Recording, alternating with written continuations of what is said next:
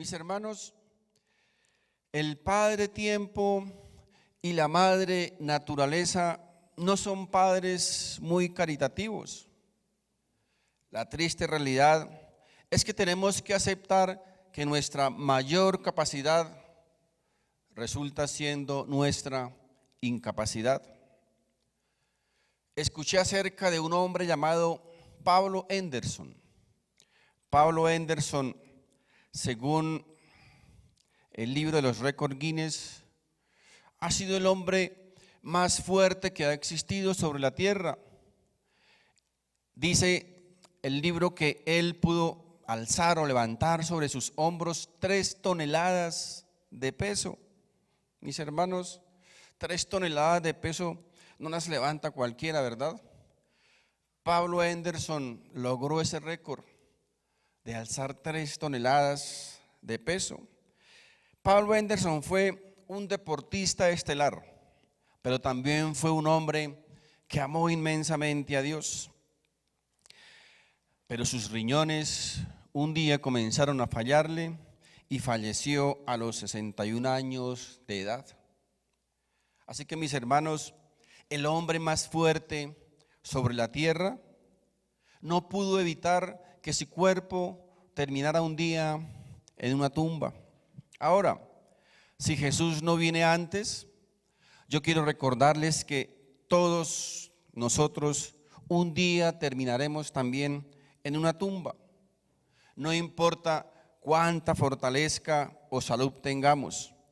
Las estadísticas dicen que de cada persona que vive en esta tierra, una va a morir. La Biblia nos dice que aunque nuestro hombre exterior se va desgastando con el tiempo, nuestro hombre interior, por el contrario, se va renovando de día en día. Así que, distinguidas damas y damos, como diría el lenguaje inclusivo tal vez, no existe la fuente de la eterna juventud, pero sí existe una, sin embargo, para nuestra alma. Por lo tanto, la gran pregunta no es ¿qué va a ocurrir con nuestro cuerpo? La pregunta más bien debería ser: ¿contamos con la suficiente fuerza espiritual o fortaleza espiritual para hacer lo que Dios quiere que seamos? El pasaje que leímos anteriormente de la sanación de este hombre paralítico nos señala hacia la fuerza interna que solo Jesús puede darnos. Dice el texto, o hace mención a la puerta de las ovejas. La puerta de las ovejas recibía este nombre porque por allí entraban las ovejas provenientes de Belén, que iban a ser destinadas al sacrificio en el templo. Recordemos que Belén era un pequeño pueblo cerca a Jerusalén, una ciudad levita, dedicada especialmente a la cría de las ovejas, que repito, iban a ser sacrificadas en el templo. Por eso considero, o creo que no es casualidad, que Dios haya determinado que Jesús naciese precisamente allí en Belén. Dice el texto también que al lado del pórtico de las ovejas se encontraba un estanque llamado Betesda, que significa casa de misericordia. Y allí se encontraba un hombre que estaba a punto de experimentar la misericordia de Dios de una manera milagrosa y sobrenatural en el momento en que Jesús pasara por aquel lugar. En el tiempo de Jesús, ese estanque de Betesda era así como una especie de un spa terapéutico. Dice que los pórticos alrededor del estanque estaban llenos de personas enfermas, hombres y mujeres con toda clase de enfermedades. Ellos estaban allí, dice el texto, esperando que de vez en cuando ocurriera un milagro. Ahora, la función original de ese estanque de Betesda era o fue creado para ser usado como un sitio, como un lugar de purificación. Recordemos que en aquel entonces, para que alguien pudiera entrar al templo, debía ser purificado su cuerpo totalmente, es decir, debía ser lavado su cuerpo, muy bien sus manos, sus pies, para poder ingresar al templo. Y ese estanque de Betesda había sido creado originalmente con ese propósito de un lugar o un baño de purificación. Así que ese fue, repito, la creación original de ese estanque allí en Betesda. Ahora, es asombroso que un lugar que había sido creado originalmente para ser un lugar de purificación había llegado a convertirse en un lugar donde albergaba aquella gente indeseada en la región allí de los israelitas, para albergar a los más despreciados y desechados por la sociedad. Todos los enfermos, paralíticos, cojos, ciegos, todas las enfermedades, todos los enfermos estaban allí en aquel lugar. Eran personas que no eran aceptados por la sociedad de aquel entonces. Nadie en aquella época se atrevería a visitar ese lugar. Es más, creo incluso que ni siquiera los mismos apóstoles se atreverían a visitar este lugar. Pero lo tremendo de esto, mis hermanos, es que Jesús, el Hijo de Dios, el Dios hecho carne, llegó hasta este lugar donde estaban, repito, todos los desechados por la sociedad. Así que el Señor Jesús se acercó donde la sociedad jamás se atrevería a acercarse, donde jamás se atreverían a ir. Mis hermanos, ¿saben por qué? Porque a la hora de salvar un alma, Jesús no ve a un discapacitado, Jesús no ve a un ciego, Jesús no ve a un cojo, Jesús ve un alma desesperada y necesitada de salvación. Por eso el Señor fue hasta este lugar. Jesús no hace distinción entre raza, entre estrato social, entre creencias, ¿no? ¿Se han dado cuenta que el mundo ha dividido la sociedad en dos? Los que valen y los que no valen. Pero el Señor, mis hermanos, no hace esa clase de distinción. Él solo ve la necesidad de salvación del ser humano. El mensaje, mis hermanos, aquí, o la enseñanza, es que Jesús quiere que nosotros como hijos de Dios, que nosotros como parte de su pueblo, de su iglesia, como creyentes, no dejemos de ir donde Jesús fue. Muchas veces nos apartamos de ciertas personas porque creemos que en nuestra posición de creyentes, de cristianos, no deberíamos tener ningún contacto con esa clase o con esa gente de personas que la sociedad desecha o que abandona. Ahora, no estoy diciendo con esto que debemos convertirnos entonces en los mejores amigos de los impíos. No, Jesús tampoco intimidó con ellos ni fueron sus mejores amigos, pero Jesús se acercó a ellos siempre con un propósito especial, el de llevarles el mensaje de salvación, el de llevarles la voz de Dios. Mis hermanos, esta es la primera enseñanza que podemos sacar de este texto que hemos leído. Llevar el mensaje a todas aquellas personas que la sociedad ha relegado, que la sociedad ha aislado y que la sociedad desprecia.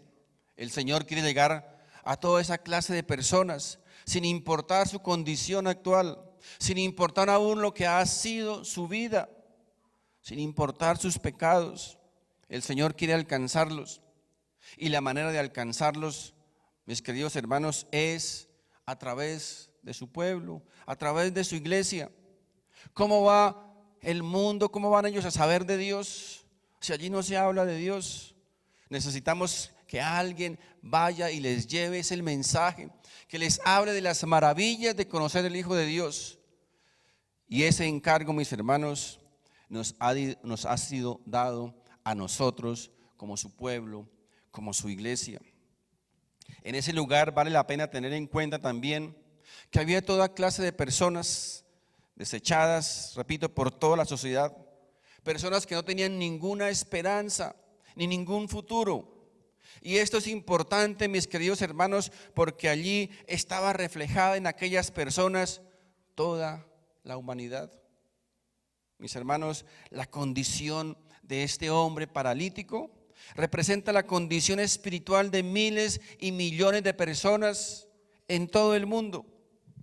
La gente sin Cristo no es más que un enfermo espiritual. La gente sin Cristo no es más que un paralítico espiritual. La gente sin Cristo no es más que un ciego espiritual. No hay ninguna esperanza para una persona, para un ser humano alejado de Dios.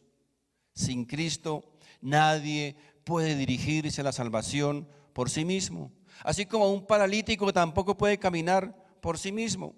Así que Jesús llegó a Jerusalén durante una fiesta no especificada y fue directamente, dice el texto, al estanque de Betesda, y allí fijó sus ojos sobre un hombre que había permanecido 38 años enfermo, 38 años postrados. Así que este hombre tenía una inmensa necesidad humana. Y el Señor Jesucristo, les recuerdo, siempre va a estar donde está la humanidad necesitada. Tal vez usted esté atado a algún vicio, a alguna práctica pecaminosa, a algún pecado, y piense que tal vez usted no es digno de que Jesús le visite. Pero mis amigos, les tengo una buena noticia. Es precisamente esa la razón por la cual Cristo vino a este mundo. Es precisamente a esas personas a las que Cristo vino a este mundo, sufrió, sangró y murió. Jesucristo descendió donde estaba precisamente la necesidad. Y Jesucristo quiere llegar hoy a tu necesidad. Jesucristo quiere ser parte de tu necesidad. Esa es, repito, la razón principal por la cual Cristo vino a este mundo.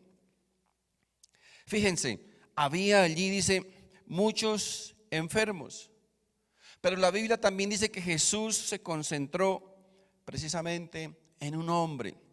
Ahora, ¿por qué haría esto? Sencillo, porque tenía Jesús un propósito especial en la vida de este hombre y una lección que enseñarnos a todos nosotros. Antes de analizar este milagro, es necesario tener presente que Jesús no solamente está interesado en los milagros. Jesús no solamente vino a este mundo a sanar al enfermo, a devolver la vista al ciego o el oído a los sordos. Jesús, mis hermanos, vino con otro propósito especial. Dice la Biblia que allí había gran cantidad de personas enfermas, pero que Jesús, repito, se acercó solamente a un hombre. Miren, si Jesús hubiese estado interesado en los milagros, hubiese ido de persona en persona sanando a todos los que estaban allí. Qué gran oportunidad que tenía Jesús para mostrarse como el gran sanador. Pero Jesús solo sanó a un hombre, porque estaba enseñando, mis hermanos, la gran verdad espiritual, que la sanidad física es solo un símbolo. Era un símbolo. Jesús no vino como el gran sanador, mis hermanos, porque el problema del hombre no es la enfermedad. El problema del hombre tampoco es el dinero o el conocimiento. El problema del hombre es el pecado. Y por eso Jesús vino como el gran sanador espiritual, como el gran salvador de nuestro espíritu. Jesús sanó a este hombre de Betesda, paralítico desde hacía 38 años, para enseñarnos un mensaje a todos nosotros que estamos espiritualmente paralíticos y sin fuerzas.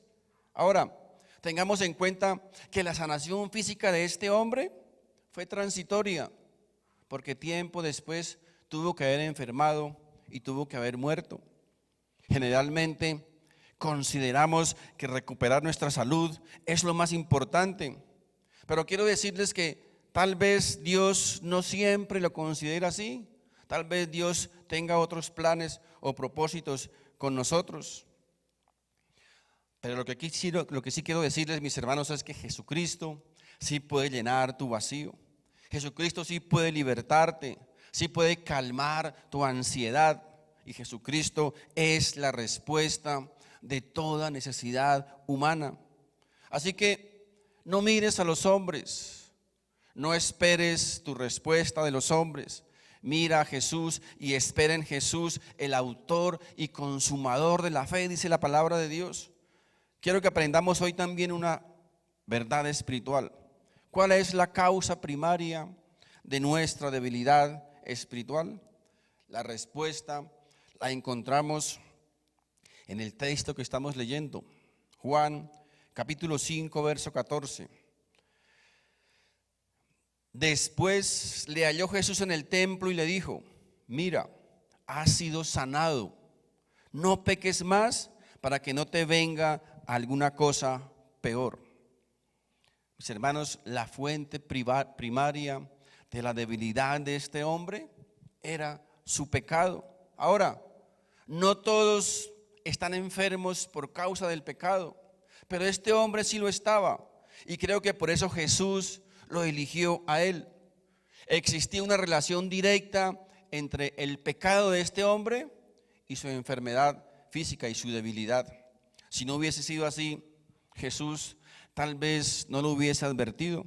Recordemos que somos pecadores por naturaleza y somos pecadores por práctica. Así que la fuente de toda debilidad espiritual es el pecado. Podemos cambiarle el nombre, llamarlo de diferentes formas: equivocación, error, caída, falla, cualquier otro nombre que nosotros le queramos dar. Pero mis hermanos, el problema persistirá hasta que no confesemos nuestro pecado con absoluta honestidad delante de Dios. Recordemos que la fuente primaria de nuestra debilidad espiritual es el pecado, y la fuerza necesaria para ser santos solo puede venir de Jesús. Ahora, según la Biblia, recordemos que este hombre había estado enfermo por 38 años. Cuando una persona permanece tanto tiempo en esa condición, sus músculos comienzan a atrofiarse y a encogerse. Cada día o cada año que pase, su condición física va a empeorar, va a estar peor. Así que, mis hermanos, eso mismo sucede con las personas que no tienen a Cristo. Entre más tiempo pasen sin conocer de Cristo, peor va a ser su condición espiritual. Por eso, mis hermanos, es la razón por la cual nadie debería postergar su entrega de su corazón a Jesús. Porque cada día, repito, que permanecemos alejados de Dios, va a ser peor nuestra condición. El hombre que resiste a la arena movediza, ¿qué pasa? Se hunde más, ¿verdad? Ahora quiero que analicemos algo aquí también. Esas personas estaban allí porque estaban en busca de algo físico, porque iban en busca de una sanación. Habían colocado su mirada en algo equivocado. Estaban colocando su confianza en algo que no era Dios, en un estanque. Mis hermanos, esa es la misma condición del mundo alejado de Dios. Las personas sin Cristo no solo están enfermas espiritualmente, no solo están muertas espiritualmente, sino que además colocan su mirada en algo equivocado, colocan su mirada en algo que no es Dios. Ponen su mirada en las cosas materiales, en las cosas terrenales, en las cosas temporales, en las cosas pasajeras, pero ponen su confianza, mis hermanos, en el hombre. Su esperanza muchas veces está puesta en el hombre. Fíjense que este hombre dijo: no tengo nadie que me ayude. Ahora, tal vez muchos de nosotros estamos diciendo hoy día lo mismo. Le echamos la culpa de nuestros problemas a los demás. Echamos la culpa de nuestros problemas al gobierno, a nuestros padres, a la iglesia, a los políticos, al pastor. Culpan siempre a otra persona, pero no son capaces de reconocer que solamente de Jesús puede venir nuestra ayuda. Permítanme decirles lo siguiente: el hombre no es tu respuesta. El hombre tampoco es la fuente de tus problemas. El hombre no puede ayudarte con tus problemas. Así que si estás buscando tu ayuda en el hombre, estás perdiendo tu tiempo. Si estás buscando tu ayuda en el gobierno, estás perdiendo tu tiempo. Si estás buscando tu ayuda en el capitalismo, estás perdiendo tu tiempo. Si estás buscando tu ayuda en el comunismo, estás perdiendo tu tiempo. Si estás buscando tu ayuda en la iglesia o en el pastor, estás perdiendo tu tiempo, porque el hombre, mis hermanos, no te puede ayudar. El hombre, mi amigo, no te puede ayudar. El hombre no puede sanar tu dolor. El hombre no puede llenar tu vacío. El hombre, mis hermanos, no puede romper las cadenas que te mantienen atado. El hombre no tiene el poder para ayudarte. La Biblia nos enseña que el hombre alejado de Dios cambia la gloria de Dios incorruptible, dice, por cosas corruptibles como las criaturas. Comienzan a darle la gloria a la creación en lugar de adorar al Dios de la creación. Pero cuando Dios quita ese velo espiritual que está eclipsando la verdad de Dios, entonces podemos contemplar la gloria de Dios y ya no vamos a colocar nuestra mirada, nuestra confianza en un estanque, en un hombre, en una iglesia, en un gobierno, en una tradición, en una leyenda. No, ahora nuestra confianza va a ser solamente depositada en Cristo y solo en Cristo. Mis hermanos, aunque vivimos en multitudes, pero en medio de esas multitudes, el Señor un día te vio a ti y me vio a mí. ¿Se imaginan lo maravilloso de esto? En medio de tantas multitudes sobre la tierra, el Señor un día fijó sus ojos sobre nosotros. Mis hermanos, lo más importante no es que nosotros vayamos en busca de Jesús. Lo importante es que Jesús viene en busca de nosotros, como lo hizo con este pobre hombre allí en Betesda. En el verso número 6 dice la palabra de Dios: cuando Jesús lo vio acostado y supo que llevaba ya mucho tiempo así, le dijo: ¿quieres ser sano? Ahora, ¿por qué Jesús le haría esta pregunta? Mis hermanos, lo que el Señor estaba ya haciendo era forzando al paralítico a reconocer su condición delante de Él. Porque muchas personas no quieren reconocer su condición de pecador delante de Dios. La pregunta es: ¿tú reconoces tu condición de pecador delante de Dios? ¿O eres de esas personas que tal vez dicen, bueno, yo pues no soy perfecto, pero no soy tan malo, no he robado, no he matado, no he adulterado, etcétera, etcétera? Mis amigos, quiero que entiendan esto: nosotros no somos pecadores con base o debido a nuestras acciones. El cometer adulterio, hurto, asesinato y cuántos pecados conocemos. Es decir, usted no es pecador porque roba. Usted roba porque es pecador. Usted no es un mentiroso, un pecador porque miente. Usted miente porque es un pecador. Usted no es pecador porque mata. Usted mata porque es pecador. ¿Saben por qué hay mucho cristianito medio tibio, medio comprometido? Porque sencillamente, mis hermanos, ellos piensan que no han sido tan malos y que Dios no les ha tenido que perdonar muchas cosas. Porque la Biblia nos dice en el Evangelio de Lucas, en el capítulo 7, verso 47, dice: por lo cual te digo que sus muchos pecados le son perdonados, porque amó mucho. Mas aquel a quien se le perdona poco, poco ama. Esto, mis hermanos, significa que el que reconoce lo mucho que Dios le ha perdonado, es una persona que va a amar a Dios con todas sus fuerzas. Es una persona que va a servir a Dios con todas sus fuerzas.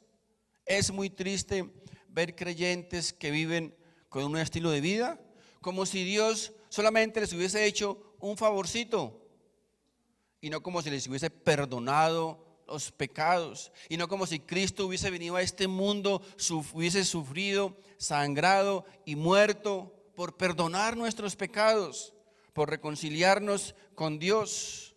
Miren, si hay algo que nos hace que sirvamos a Dios, que sigamos a Jesús, que amemos a Jesús y que le demos a Él toda la gloria y todo lo de nosotros, todo lo nuestro, es que reconozcamos que éramos pecadores, que éramos vil pecadores, y que aún así, mis hermanos, seguimos viviendo en maldad, pero que aún así Cristo nos vio, nos llamó, nos lavó, nos perdonó y nos hizo sus hijos. Esto, mis hermanos, debe hacer que nosotros sirvamos a Dios, que amemos a Dios con todo nuestro corazón. El verso 7 de Juan 5, texto que estamos leyendo, dice: Señor, le respondió el enfermo, no tengo quien me meta en el estanque cuando se agita el agua, y entre tanto que yo voy, otro desciende antes que yo. Fíjense la respuesta de este hombre. Jesús no le estaba preguntando eso. En lugar de responder, sí, Señor, sí, quiero ser sano, quiero ser sano. En lugar de buscar la solución, lo que hizo fue quejarse. Hay muchas personas así. En lugar de buscar las soluciones a los problemas, a sus necesidades, lo que hace es quejarse, reprochar todo y murmurar. Y eso, mis hermanos, dice la Biblia que es pecado. Mire, Filipenses capítulo 2, verso 14 y 15 dice: haced todo sin murmuraciones y contiendas, para que seáis irreprensibles y sencillos, hijos de Dios, sin mancha en medio de una generación maligna y perversa, en medio de la cual resplandecéis como luminares en el mundo. Este hombre lo único que tenía que decir es: sí, por supuesto, Señor, quiero ser sano y saltar de gozo y alegría por la sanidad, pero no, es que nadie me ayuda, es que nadie me quiere, nadie me llama, es que nadie me saluda. En la iglesia solo hay roscas, pero a uno no lo tienen en cuenta para nada, a uno lo ignoran. Mis hermanos, haz algo en lugar de quejarte. ¿Saben por qué? Porque vas a cansar, vas a agobiar a la gente cercana a ti, incluso a tu misma familia. Miren, lo hermoso de esto, la misericordia del Señor es tremenda. A Jesús no le importó la poca fe de este hombre. Es decir, Jesús pasó por alto la poca fe. ¿Saben qué nos enseña esto, mis queridos hermanos? Que Dios muchas veces no necesita de nuestra fe para actuar, porque Él es Dios, Él es soberano. Esto es algo que a muchos se les ha olvidado, o es tan difícil entender que Dios es soberano, que el Señor hace lo que quiere, cuando quiere, a quien quiere y como quiere, porque Él es Dios soberano. Miren, Salmo 135, verso 6. Todo lo que Jehová quiere, ¿qué dice? Lo hace. Todo lo que Dios quiere, lo hace. No tiene que pedirle permiso a nadie. Todo lo que Dios quiere, lo hace. En los cielos y en la tierra, en los mares y en todos los abismos. El Salmo 115, verso 3. Nuestro Dios está en los cielos. Todo lo que quiso, ha hecho.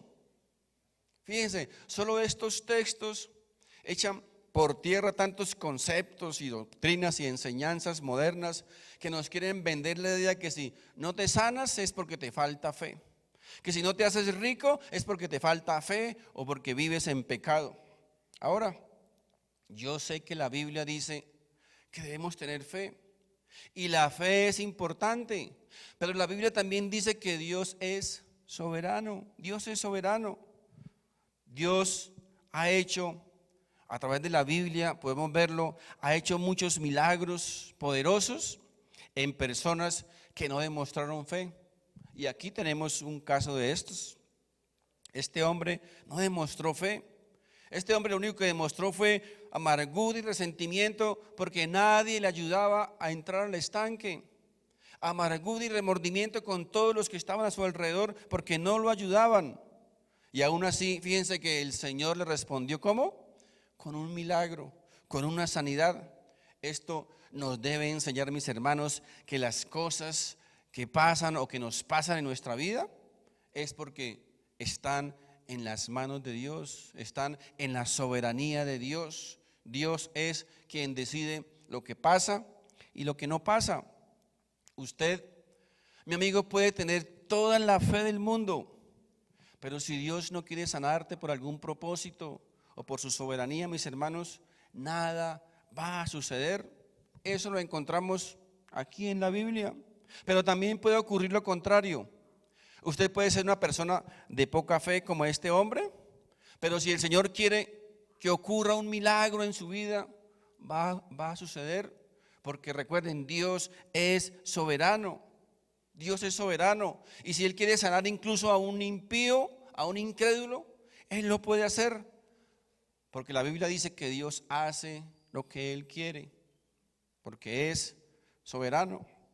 El Señor no necesita que le activemos su permiso o que le activemos su misericordia para actuar. No, su voluntad es la que prevalece siempre.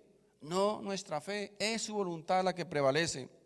¿Han escuchado esa frase que dice, tu fe mueve la mano de Dios? Ustedes se imaginan la mano de Dios diciendo no, y su fe, ay sí, pero sí, y Dios no.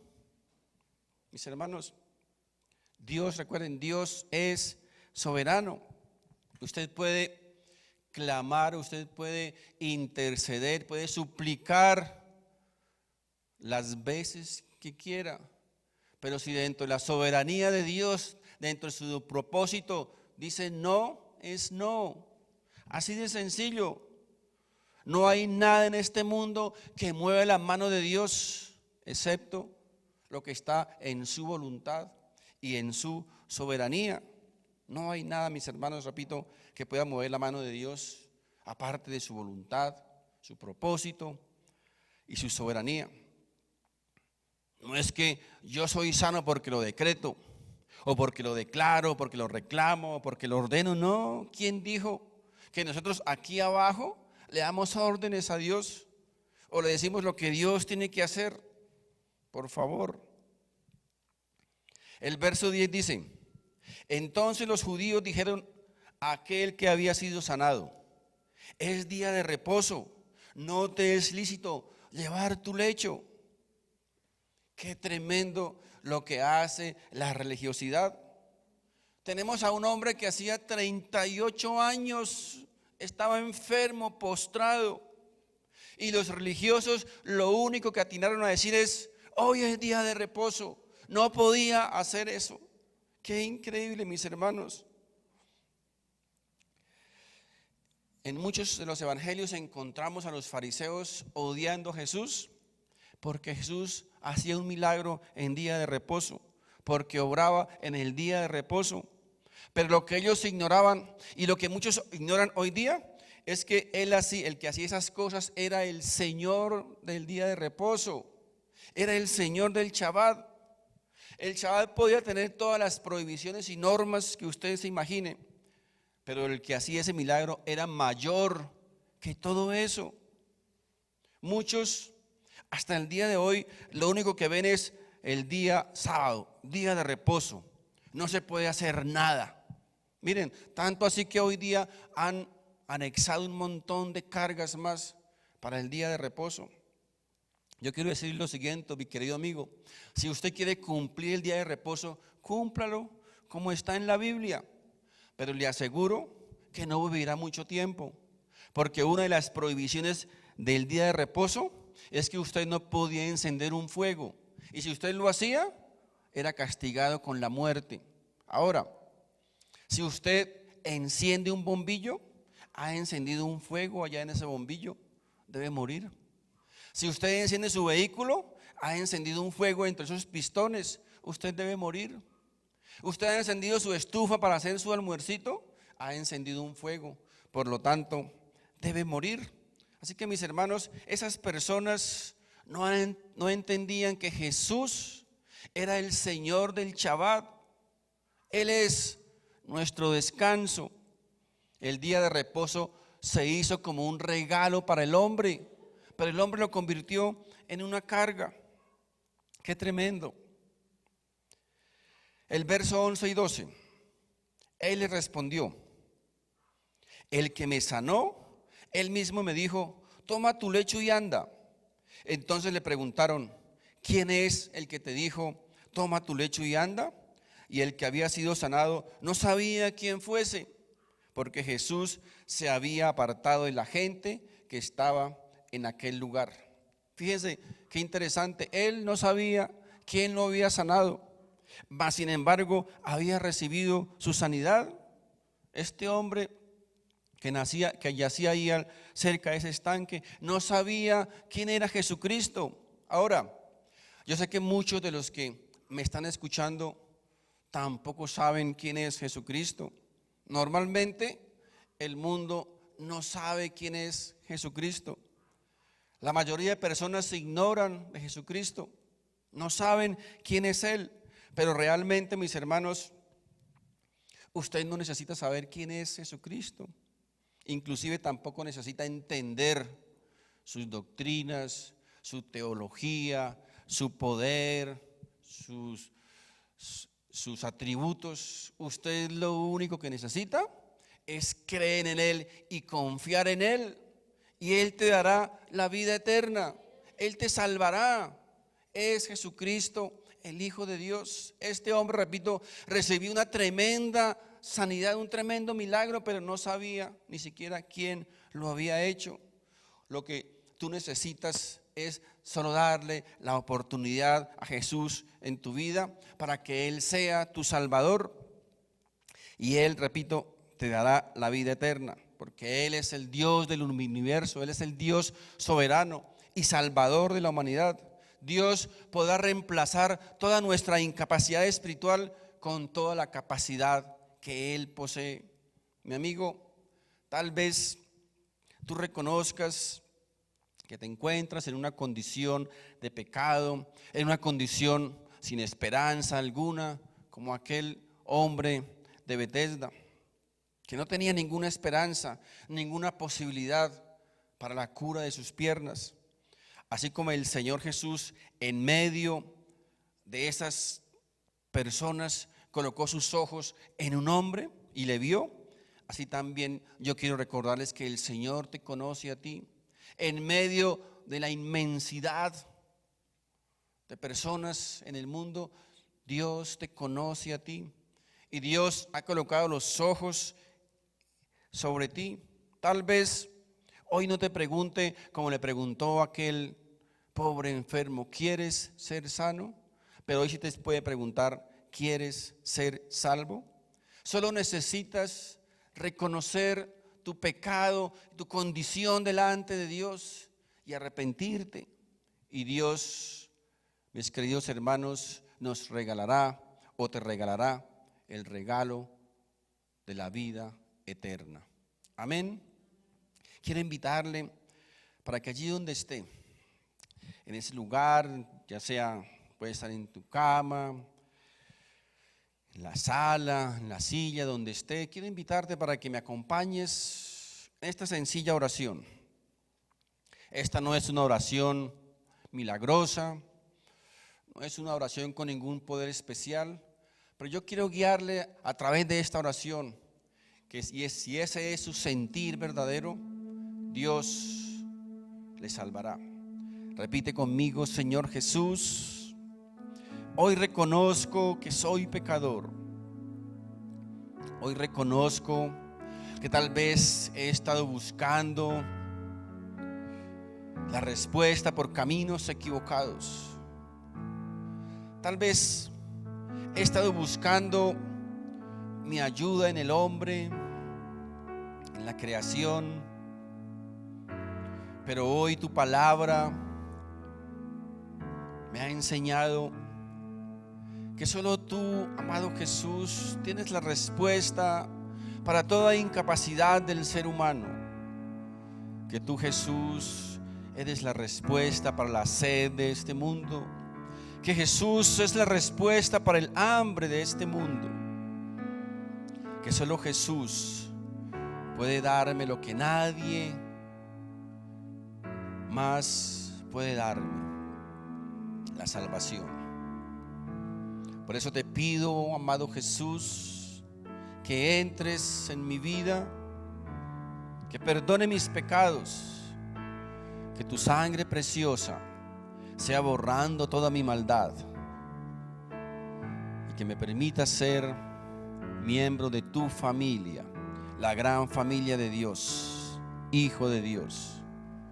En el nombre poderoso de Jesús, nombre que es sobre todo nombre,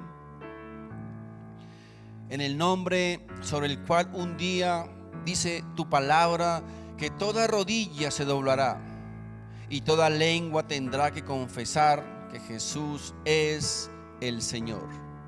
En tu nombre, Señor, hemos orado. Amén y amén. Dios les bendiga.